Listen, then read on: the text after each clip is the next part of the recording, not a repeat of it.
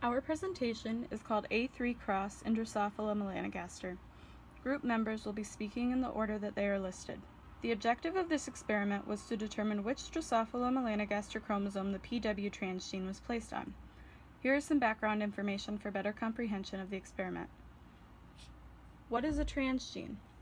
A transgene is a gene that is placed at a locus on a chromosome. What is segregation? Mendel's law of segregation states that allele pairs separate or segregate during gamete formation, or meiosis, and unite randomly at fertilization. What is independent assortment? Mendel's law of independent assortment states that the separation of different pairs of homologous chromosomes into gametes happens independently of one another. This should offer a predictable ratio, for example, a 9:3 to 3:1 ratio. Fruit flies are named after their mutant alleles and not their wild type or natural alleles. An example of this is the dominant stubble bristle trait.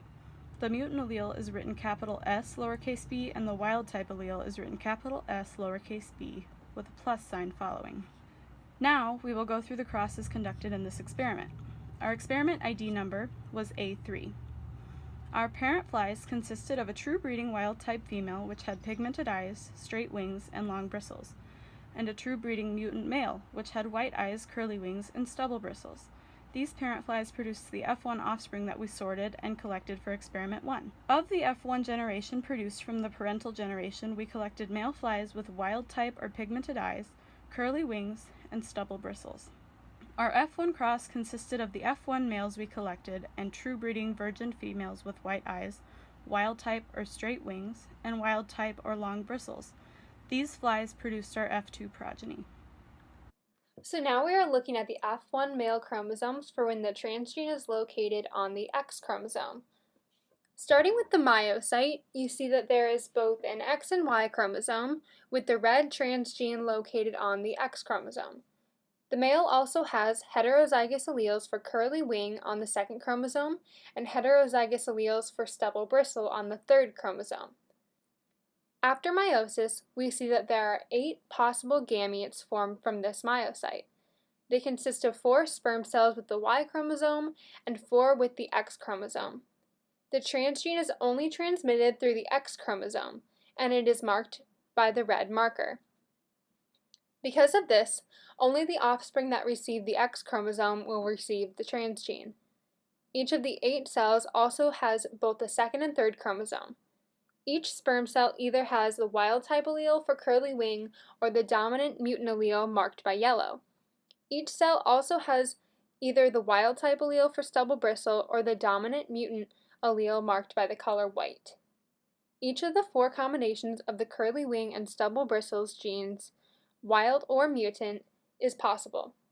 The cell could have the alleles for curly wing and stubble bristle, curly wing and wild type bristle, wild type wing and stubble bristle, or wild type wing and wild type bristle. Now we are looking at the F1 male chromosomes for when the transgene is located on the second chromosome. Starting with the myocyte, you see that there is, again, both an X and Y chromosome. In this case, the red transgene is located on the second chromosome, and the mutant allele for curly wing is also located on the second chromosome. The male is heterozygous for stubble bristle on the third chromosome. After meiosis, we observe these 8 possible gametes from this myocyte. The transgene is located on the blue second chromosome, and during meiosis is split up so that the transgene is never in the same cell as the dominant allele for curly wing, indicated by the color yellow. Each gamete also has either the dominant mutant allele for stubble bristle or the wild type allele for stubble bristle, which is located on the third chromosome. Half of the cells that have the X chromosome will either have the transgene and stubble bristle, the transgene and wild type bristle, curly wing and stubble bristle, or curly wing and wild type bristle. The same pairings of alleles apply to the 4 cells with the Y chromosome. Now we are observing the F1 male chromosomes for when the transgene is located on the third chromosome. Again, we start with a myocyte with the black X and Y chromosomes. The blue second chromosome has the mutant curly wing allele, marked by the color yellow, as well as the wild type allele for curly wing, making this male heterozygous for this trait. In this case, the red transgene is located on the green third chromosome, so the myocyte has the red transgene and the dominant mutant allele for stubble bristle on this chromosome. After meiosis, there are 8 possible sperm cells. 4 still have the X chromosome and 4 still have the Y chromosome. Each gamete includes either the allele for curly wing, marked by the color yellow, or the allele for the wild-type wing from the second chromosome. During meiosis, the third chromosome is split so that the transgene is separate from the mutant allele for stubble bristle. Because of this, half of the cells receive the transgene, while the other half receives the allele for stubble bristle. These 2 alleles are never in the same cell. The 4 cells that have the X chromosome will either have curly wing and stubble bristle, curly wing and the transgene, wild-type wing and stubble bristle, or wild-type wing and the transgene.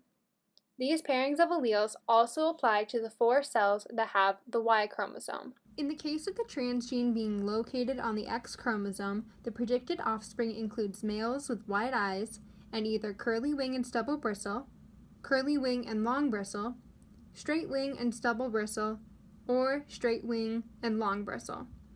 The expected females would have red eyes with either straight wing and long bristles, straight wing and stubble bristle, curly wing and long bristle, or curly wing and stubble bristle. Males with red eyes and females with wide eyes are not expected. For the case in which the transgene is located on the second chromosome, the predicted offspring includes males and females with wide eyes and either curly wing and stubble bristle or curly wing and long bristle. Other expected offspring would be males and females with red eyes and either straight wing and stubble bristle or straight wing and long bristle. Offspring with red eyes and curly wing and wide eyes and straight wing are unexpected. When the transgene is on the third chromosome, the expected offspring would be males and females with red eyes and either long bristle and curly wing or long bristle and straight wing. Other expected offspring would be males and females with wide eyes and either stubble bristle and curly wing or stubble bristle and straight wing. Offspring with red eyes, stubble bristle, and wide eyes and long bristle are not expected. With 64 flies for the A3 cross in a ratio of 1 to 1 to 1 to 1, that means we would expect 16 flies for each type. For our group data, when the transgene is on the X chromosome, the p-value would be less than 0.0001, and with the independence test Yates equals 60. For the class data, when the transgene is on the X chromosome, p is less than 0.0001, and the independence test is Yates equals 1,720. When the transgene is on the second chromosome, p equals 1, and the independence test is Yates equals 0. For the class data, when the transgene is on the second chromosome, p equals 1, and the independence test Yates equals 0. When the transgene is on the third chromosome, p is less than 0.0001, and the independence test is Yates equals 21.74. For the class data, when the transgene is on the third chromosome, p equals 0.33747, and for the independence test, Yates equals 0.92. The data gathered by our group indicates that the most likely location for the transgene is on the X chromosome. The p-value gathered for the X chromosome was less than 0.0001, which indicates a chi-square value of less than 5%, and this means the data is significant and the null hypothesis that the transgene is not located on the X chromosome can be rejected. The class data also yielded a p-value of less than 0.0001 for the X chromosome, so the statistics are in agreement. For the second chromosome, the calculated p-values for our group and the class as a whole were both 1, and the Yates value was 0. This indicated that the data exhibited phenotypic ratios very close to the predicted 1 to 1 to 1 to 1 ratio of the null hypothesis, and the transgene is not located on the second chromosome. For the third chromosome, we had a calculated p-value of less than 0.0001, while the class had a value of approximately 0.34. Based on the numbers of each phenotype we counted in our group, We concluded that it is very likely that this discrepancy could be due to error in the scoring of the progeny.